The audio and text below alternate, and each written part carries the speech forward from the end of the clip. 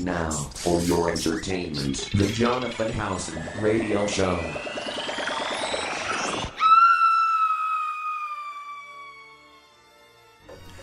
If you've just tuned into the show, we're talking about all things alien and extraterrestrial.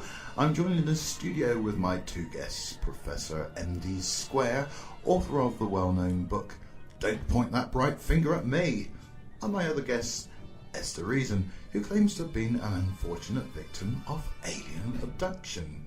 If you have a message for either of our guests, have your own opinion, or even have the story of an alien encounter, then phone or text us on 25436 E.T. Home phone. Well, there you have it. We'll be right back for a quick chat with our guests on the subject of all things alien, right after this next tune, Rocket Man by Elton John. She packed my bags last night, pre-flight.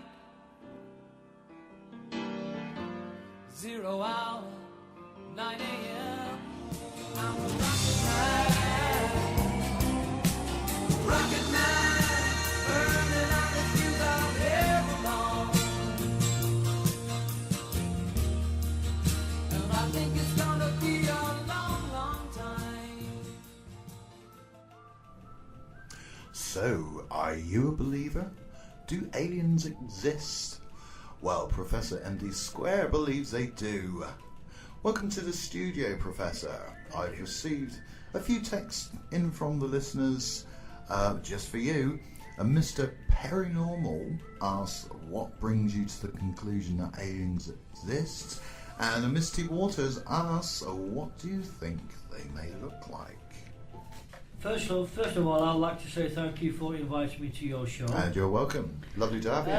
To answer the first questions, which regards to what brings you to the conclusion that aliens exist, well, it's never actually been proven that they don't exist. Throughout humanity's history, we have been finding objects, paintings, valuable artifacts, which have basically been dismissed as fakes. Now, how can they be fakes when they have been carbon dated 2, 3, 4, and even 5,000 years old? So it doesn't make sense. This is true. It's common sense. If there's a supreme being who actually made us, i.e. human beings, in his own image, why has he only made humans in our own galaxy? And as you know, or for the listeners, there are 100 billion galaxies out there.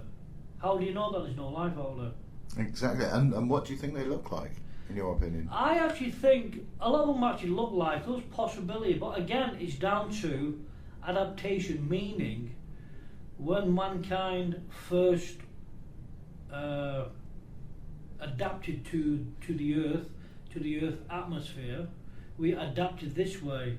That doesn't mean to say that alien life is going to be exactly like us. Because their planet could be oxidization or whatever the term is. They've adapted differently. A prime example is humans with fish. Now fish have adapted to the sea with gills. We have not got any gills because we don't need to breathe. Do you see where I'm coming from? Yeah, very, very good actually. I never kind of looked at it that way. Well, thank you, Professor, for your very informative answers. And I'm joined by my other guest here in the studio, Esther, and she unfortunately claims she has been abducted by aliens. So welcome, Esther. Can you describe to the listeners and I the feelings you experienced whilst being abducted and what things, if anything, you can remember being done to you? Hi. I have been abducted by aliens. I've seen them with my own eyes. They started coming to me with flashing lights out at my room. I went straight to the window. And that were it. The next thing I knew, it was just bright white. And these funny looking things what looked like us. But they had like little tentacles coming out of the red. Whoa, scary. I know, and other things, they had like loads of different kind of life form out there. It weren't just one typical species. The kind of thing you'd see on a Hollywood movie by the sounds of it. Yeah, really freaky. And can you remember anything that may have been done to you? And obviously quite a stressful time. If you don't want to talk about it, we understand. There is things I don't want to talk about, but there's a thing where they will mess with your mind. Whoa, I think that may have happened to me once or twice, but not by aliens. Well, thank you, Esther. It sounds like it was a very traumatic experience for you. Well, you just heard some believable or maybe unbelievable answers here today, listeners, but do or don't they exist? Just remember this: if you're out and about tonight after dark, keep a very watchful eye out. Those lights in the sky could be a jet full of tourists off to the Bahamas, or they could be a UFO full of aliens on the way to probe you. Well, in just a moment we'll be going on to another track. First of all, if you want to text us, phone in, get in touch with us. This is the number to call. 25436. E.T.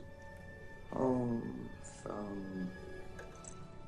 Well, there you go, and the next track now for you, lovely viewers out there, is Jamaican in New York by Shinehead. Yo, oi man, yo, shining again, let me now show you man, back to back we are getting it already, real enough. Now our crew, you know we have to big enough scenes, so just one step up in live on Stripe said we are here. Yes. I'm an alien.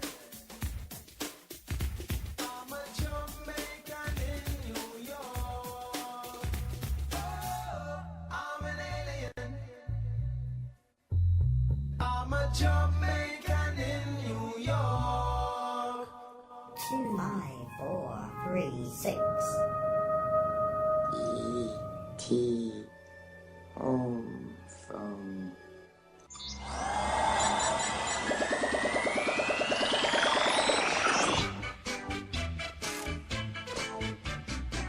And now, for your entertainment, the Jonathan Howson Radio Show.